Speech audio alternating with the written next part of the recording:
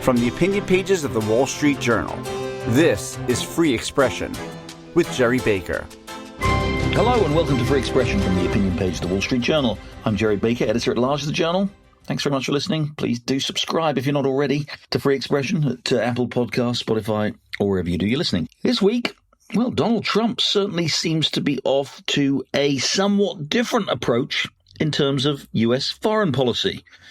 Now, we thought from his first term that Trump, some people call him an isolationist, but he certainly was someone who seemed to want to get the US disentangled from foreign wars and foreign engagements. Well, of course, he started off this term threatening to take over Greenland, Panama, and of course taking over Gaza and turning it apparently into a real estate development while shipping its citizens off to other countries. Most recently, of course, and where most of the attention now is Europe. He seems to want the United States still to get out of Europe, perhaps in keeping with that previous foreign policy from the first term. Just today, we're recording this podcast on Tuesday, he sent his Secretary of State and other senior officials to open negotiations with Russia over Ukraine, meeting in Saudi Arabia. And he's made it clear that he wants no part for the United States in any post-war settlement in Ukraine. He doesn't want Ukraine to be a member of NATO. He's given every indication he's really not that into Europe. He wants them to take responsibility for their defence, and he continues to hammer the Europeans over their poor record of very low levels of defence spending. And all this, of course, is taking place against the backdrop of the continuing US strategic rivalry with China. Now, what does it all amount to? What exactly should the US under this administration be looking to do as far as its grand strategy vis-a-vis the rest of the world is concerned? Well, I'm pleased this week that I'm going to be discussing all this with Hal Brands. Hal is an historian who's written extensively on US foreign policy and global affairs. He's a professor at Johns Hopkins University and a resident scholar at the American Enterprise Institute. He's got a new book out, The Eurasian Century: Hot Wars, Cold Wars, and the Making of the Modern World. And Hal Brands joins me now. Hal, thanks very much indeed for joining Free Expression. Thanks for having me. I want to talk about your book, The Eurasian Century, and in particular what that fascinating history means in terms of what the US should be thinking about under Trump as it looks at the state of the world and looks at its foreign policy and tries to confront the challenges that it faces. But there's a lot going on at the moment, and I wanted to get your take quickly, but to start on what is happening indeed on that Eurasian landmass, a lot of it. The war in Ukraine obviously continues, although as we record this now on Tuesday, President Trump's Secretary of State, Marco Rubio, and his National Security Advisor, Mike Waltz, have been in Saudi Arabia meeting with their Russian counterparts. And I don't think it's an exaggeration to say that this is a dramatic turnaround in US policy towards Ukraine, Russia, and the war from what we've seen under Joe Biden the last 4 years. And I think probably what one could say we've seen in terms of US policy towards Russia over a long period of time. And not only, of course, has the US kind of indicated through remarks made by Pete Hegseth last week that essentially the US has kind of given away large parts of the store in terms of any negotiations with Russia on Ukraine's behalf, I should say, by saying things like Ukraine's not going to get back all its territory. It's not going to be a NATO member. There's not going to be any US military contribution to any post-settlement security. Not only has it done all of that, and of course, at the same time, told its European allies what it thinks of them, but the US has now, as of today, with these conversations with Sergei Lavrov, the foreign minister of Russia, talked about a kind of a new era in a partnership. Let me tell you what Marco Rubio said today. As I'm sure you've seen, Russia and the United States can explore new partnerships, both in geopolitics and in business. He described them as the extraordinary opportunities that exist between the two countries. Again, all of this coming as the weekend, J.D. Vance, the vice president, went to the Munich Security Conference, didn't talk about the Ukraine war at all, but instead slapped the Europeans around the face, telling them what a terrible political system they had and how their democracy was all repressive and a terrible thing, and didn't say anything whatsoever about Russia. So, it is a kind of remarkable turnaround here. It looks like the US has essentially completely switched sides, not only, on the issue of between Ukraine and Russia, but on the between NATO allies and Russia, between Western Europe and Russia. It's kind of like, reminds me a little bit of what the Italians did in both world wars. The US has now switched sides and now seems to think that Russia is the big partner and maybe the rest of Europe is an enemy. Hal, help us make sense of what's going on. Well, part of this was going to happen regardless of who won the election last November. The United States was going to pivot toward the search for a negotiated settlement in Ukraine in 2025, one way or another, because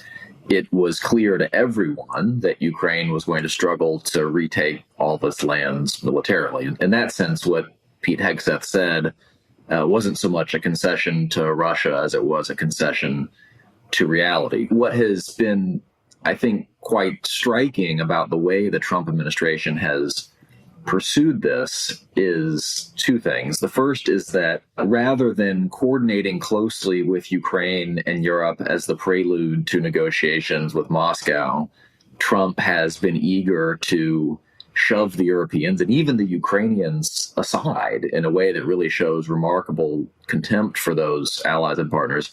And second, as you mentioned, he seems to be envisioning a settlement in Ukraine as a small part of a much bigger strategic compact between the United States and Russia that could encompass everything from security arrangements in Eastern Europe to Arctic issues to arms control. And in some ways, to give sort of the most favorable defense of what Trump has in mind, I think it has to do with this larger question of the Eurasian balance of power. And so one of the things the Trump administration tried in its first term and felt like it never got a fair chance to do was improve relations with Russia as a way of peeling Russia away from China. And I think there is a strong sense in the Oval Office that this is the play that the United States is going to run again. I don't think it's going to work, but I think that's part of what Trump has in mind with this grand reset with Moscow. I don't want to sound too cynical about what Trump is doing, because Trump does have a record of making radical breaches with the way things have been done in the past. And sometimes that's been necessary, whether it was in the Middle East in his first term, or to some extent, even perhaps whether it was with Europe and Asia in his first term. He'd certainly kind of reset, in the dreaded cliche, kind of reset the way in which the US interacts with the rest of the world, and not wholly negatively. But you come to the point there quite well, which is if he is trying somehow to prise Russia away from China, given what we know about the relationship between Russia and China, given this partnership without limits that they've described. Again, and you've written a lot about this, but this seems to be part of not just a kind of a pact of convenience, but does seem to be about, these are revisionist powers trying that essentially what draws them together, if anything, is a desire to undermine US power in the world, US standing in the world. So how could it possibly work then if Trump really is after some grand strategic compact in which Russia becomes kind of more of an ally of the United States, pulling it away from China? There's a line of thinking that essentially goes like this. Russia and China have gotten closer not because they are natural allies, but out of necessity. That Russia has become so isolated from the West as a result of the Ukraine war that it has had no choice but to undertake this deeper, more comprehensive strategic partnership with Russia, even though Russia worries that China is a rival in Central Asia, in the Arctic, even though China has become more economically and technologically dominant over Russia, and so on and so forth.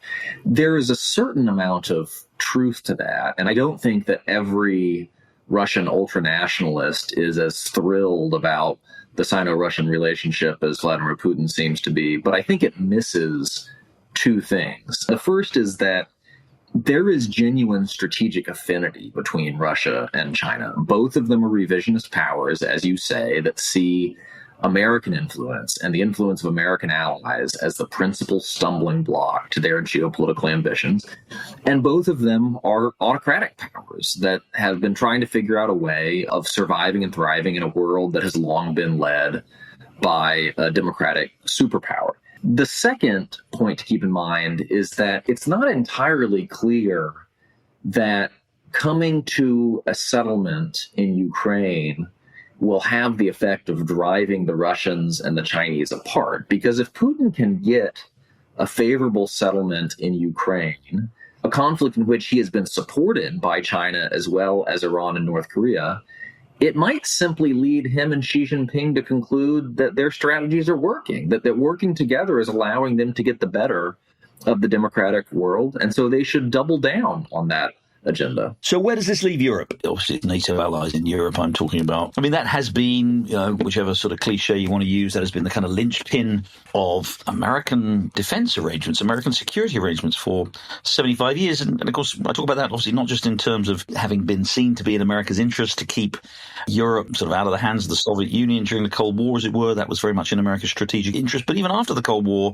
NATO has been at times, despite all the complaints that American presidents have about it, all legitimate ones about its lack of spending, it's been quite a useful ally for the United States. It's been an ally in Afghanistan in particular, obviously. After 9/11, of course, famously, the Article 5 was invoked by the Europeans. It's been both diplomatic and strategic, but actually at times it's provided military contributions to the US in ways that have helped the US further its objectives. If the US is serious now under Trump about seeking this rapprochement with Russia, I mean, I'm not in the camp of those who think that this is a green light for Russia to start invading the Baltics or Poland or anything else like that. We've seen what a struggle they've had taking on Ukraine. You can imagine how much more it would be against some of these other countries. They clearly do, if they're not going all out for a kind of, Putin has talked, of course, about, so essentially kind of revisiting the great power of the Soviet Union. But even if they're not looking to reconstitute the Soviet Union and reconstitute the Warsaw Pact geographically and geopolitically, they certainly want to exercise, sort of sway over Europe, as they did, obviously, in things like energy policy and things like that. But it looks like that Putin would love to see Russia's influence, at least, Russia's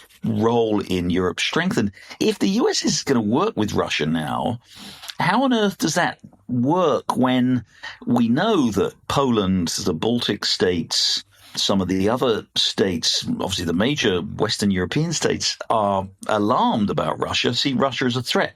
Where is that going to leave the alliance? I don't think it's going to leave the alliance anywhere good, because what you're going to most likely have is a Russia that comes out of the war in Ukraine at least somewhat emboldened, and NATO allies that come out of this administration increasingly concerned about the durability of the American security commitment to Europe. And, if you're France or Germany, I suppose you've got a few countries between you and Russia, and so there's a little bit of comfort there. But if you are Poland or the Baltic states or Romania or Finland, you're dealing with a hyper-revisionist, hyper-militarized Russia, and you're no longer so certain that you have the United States at your back. And one of the things that has been rumored might come out of these talks between the United States and Russia is some sort of agreement to reduce U.S. forces on NATO's Eastern Front.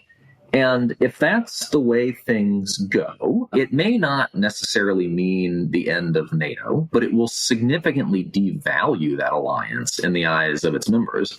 And candidly, if I were a strategist in Poland, for instance, I would be thinking very seriously about whether Poland needs nuclear weapons of its own. If it's going to be facing an increasingly aggressive Russia at a time when the Article 5 guarantee isn't what it once was, why wouldn't Poland take a step like that to ensure its survival and its independence? So let me sort of play devil's advocate a bit here and put the other side of the argument here. I've just argued, if you like, from the kind of the ally side. Let's take a sort of an extreme America first or MAGA position, whatever you want to call it, and say, so what if Russia stomps all over Europe, either literally or at least figuratively in diplomatic terms? So what if it becomes, the dominant power? Who cares? America's got very big concerns, and we're going to get onto this, talk about China and the strategic challenge that we face there. I think there's some evidence, isn't there, that Trump seems to kind of like this idea of sort of major powers, seems to have respect for big, powerful countries and absolute disdain for small, weak ones. And certainly put most of the European countries in the latter category. Yeah, as I said in my previous question, yes,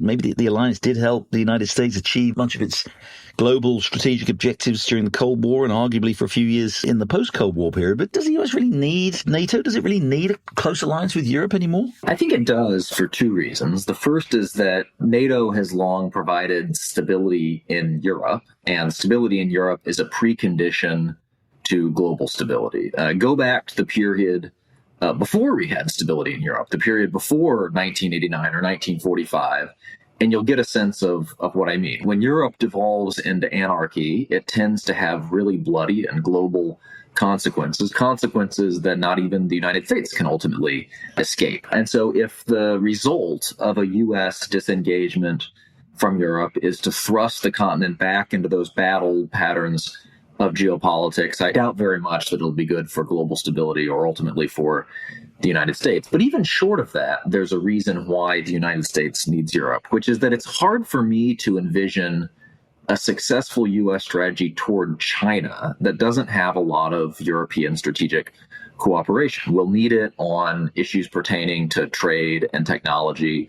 We'll need it in terms of a European willingness to sanction and punish China if it coerces or commits aggression toward Taiwan or other countries in the Indo-Pacific. We'll need it just as a matter of sort of trying to bring the combined weight of the democratic world to bear in dealing with this very powerful revisionist autocracy. And so if the United States is no longer committed to Europe, I think it's going to find it much harder to bring the Europeans along on issues of Indo-Pacific security. And that's going to have negative ramifications, even if you believe that America's strategic priority is China. One final point on this Russia-Ukraine question. Again, from your perspective, it doesn't sound as though you give much credence to this idea that's put about by some people. Bridge Colby, who is, of course, nominated to take a senior position at the Defense Department, I think of you very much associated with him, but that the US supporting Ukraine was kind of a distraction from the much larger and more important strategic struggle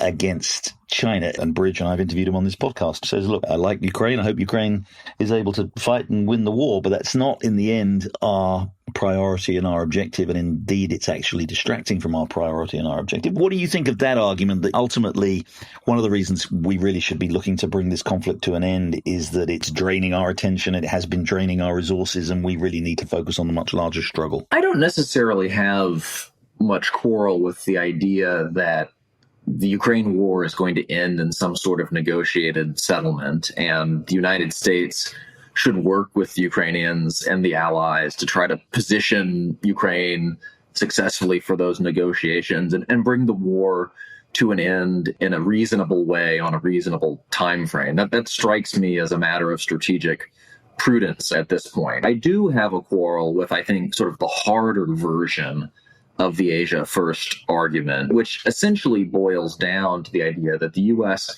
really doesn't have any particularly vital interests in Europe or the Middle East or any other theater outside of Asia. And so it should radically deprioritize those theaters and focus the vast majority of its attention on the Indo-Pacific. I think that's wrong in the sense that the United States does have very important interests in Europe, in the Middle East. And I think it also just sort of ignores the experience of the past 10 to 15 years, where what happens is that the United States tries to deprioritize the Middle East as it did after 2011, or tries to sort of turn its gaze away from Europe. And then something terrible happens there, like Russia invades Ukraine in 2014 or again in 2022. And so the United States has to pivot back into those regions from a weaker position than it would have occupied if it had simply remained engaged. And I'd further add that I think the bigger point I would make about U.S. strategy is that the United States ultimately has to decide whether it wants to remain a global power or not. And if it wants to remain a global power, it's actually going to take considerably more investment in U.S. military and diplomatic capabilities than we are making today. Because the reality is that the United States faces severe challenges in three theaters in which it has important interests: East Asia, the Middle East, and Europe. And I don't think we have the luxury of simply turning away from any of them. Going to take a short break there. When we come back, I'll have more with Professor Hal Brands talking about his new book, The Eurasian Century, which looks at the importance of that vast landmass in the world, the source of many wars over the years, and, as Hal claims, still absolutely central to understanding what U.S. policy should be. We're going to look further at what he prescribes for U.S. strategy when we come back. Stay with us. You're listening to Free Expression with Gerry Baker. Don't forget, you can listen to the latest episode anytime on your smart speaker. Just say, play the Opinion Free Expression podcast. Now, back to Gerry Baker. Welcome back. I'm speaking with Professor Hal Brands, and we're talking about his new book, The Eurasian Century. More broadly, what Trump foreign policy and what the U.S. grand strategy should be like in the coming years. Okay, let's talk about your book, because this all fits together very well in terms of what should be the focus of U.S. grand strategy. Your book is The Eurasian Century.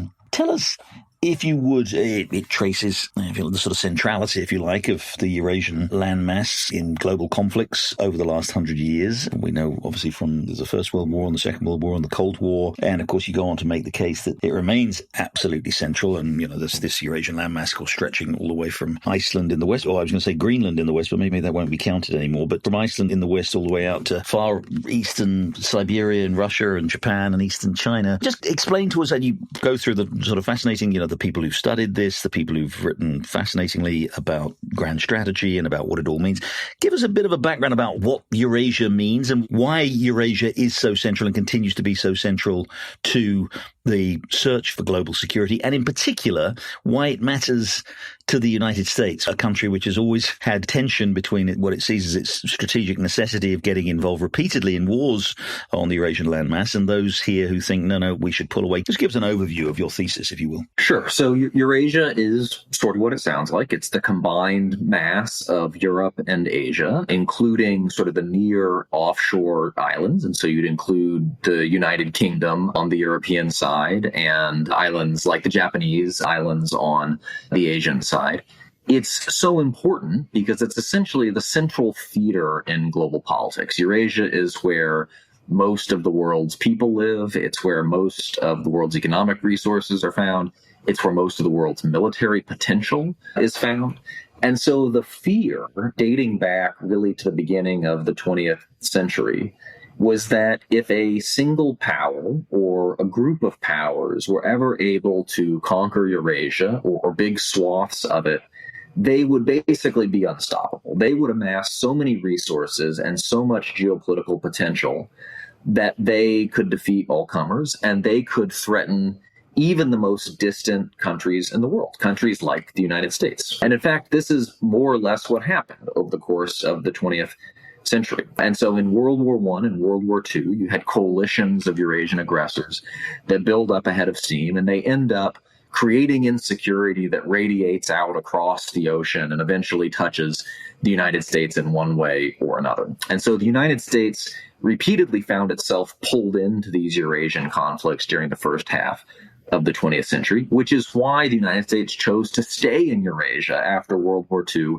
ended by creating these alliance networks that we've talked about, NATO and Europe, and then a set of mostly bilateral alliances in the Indo-Pacific. And the thinking has been that the defense of the United States really starts at the shores of Europe and Asia, because what you want to do is prevent a hostile power from dominating those regions and then using their resources to project malign power globally. On one level, forgive me for being slightly provocative here, you could say, yeah, well, of course, the Eurasian landmass, of course, it's been important the last 100 years. It's where most of the people live. Even today, when Africa and Latin America and indeed North America have grown significantly over the last 50 years, but even today, it's still about Eurasia, include China and India and Russia and Western Europe and Japan. It still accounts for about 2/3 of the world's population. So it's where the action is. It's where most of the economic activity has been over the last 100 years. So inevitably it's there. I guess the question is, as the world is changing, and as particularly we see a big strategic challenge still coming from China, and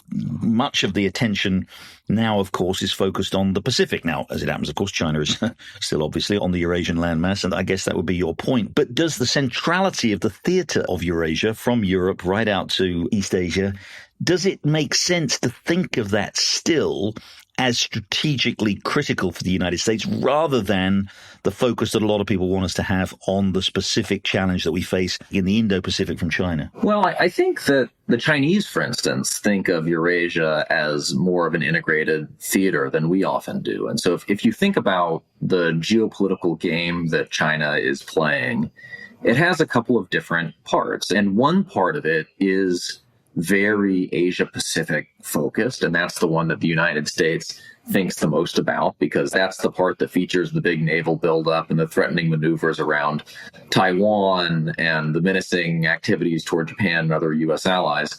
But the other piece of it is really about establishing centrality, influence, perhaps dominance over China's big Eurasian hinterland. And this is a lot of what the Belt and Road Initiative is about. It's about establishing networks of economic and technological and political influence over large swaths of South Asia, Central Asia, pushing into the Middle East, pushing into Southeastern and Eastern Europe, because China believes that the more it can establish itself as a Eurasian power, the more globally powerful it will be.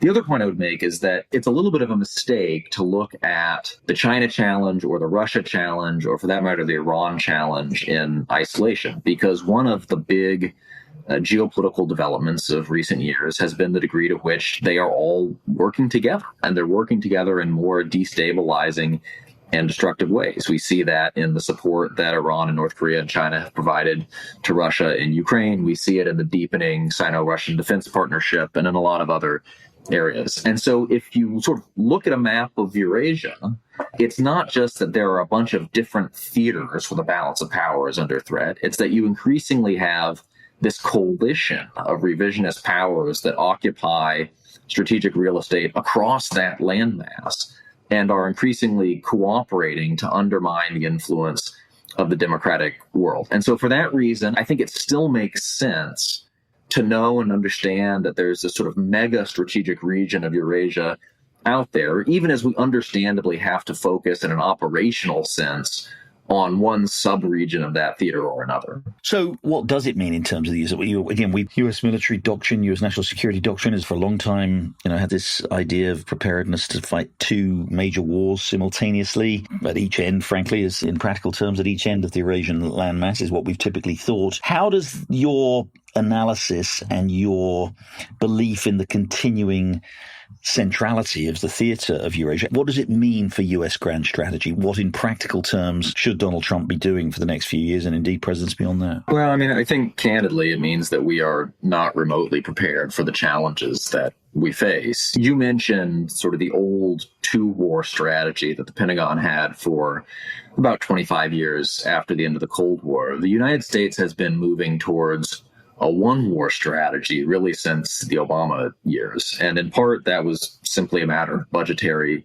necessity. But now we find ourselves in a position where I think the United States would struggle to fight even one significant war against a major adversary at a time when, as we've seen over the past 18 months or so, it's entirely plausible that there could be major conflicts in two or even three theaters at once. And so I think the reality is that the United States is still way behind the curve in terms of the amount of power it's going to take to preserve stability in all these Eurasian regions that matter to us in the coming years. And I don't want to make this purely an indictment of the United States. I think the part of this that Trump gets right is that U.S. allies have also been tremendously deficient in investing in their own military capabilities.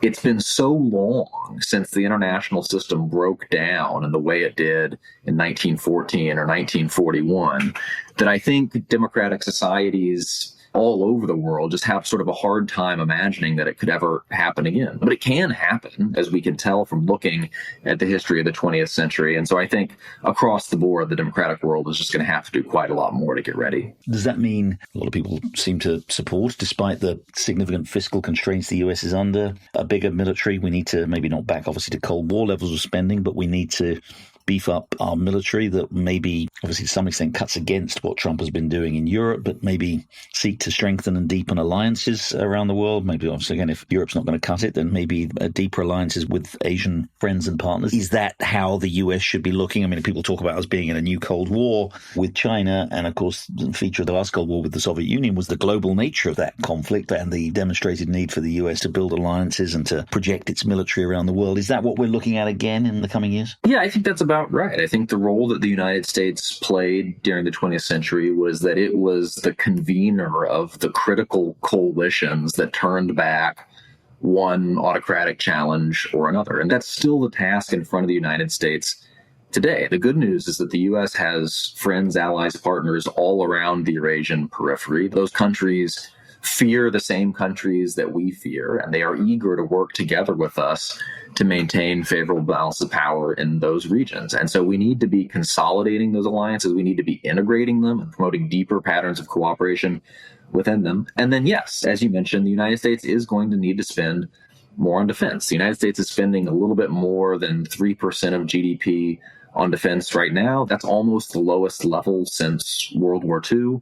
During the Cold War, the United States spent on average about 7.5% of GDP. We don't need to go back to that level, but we probably need to be shooting for something between 4 and 5% of GDP if we're going to have a chance of getting ahead of the threats that we face today. Hal Brands, author of a new book, The Eurasian Century, Hot Wars, Cold Wars, and the Making of the Modern World. Hal, thank you very much for joining Free Expression. Thanks. I appreciate the opportunity. Well, that's it for this week's episode of Free Expression. Thanks very much for joining us. I'll be back again next week with another episode. In the meantime, have a great week and goodbye.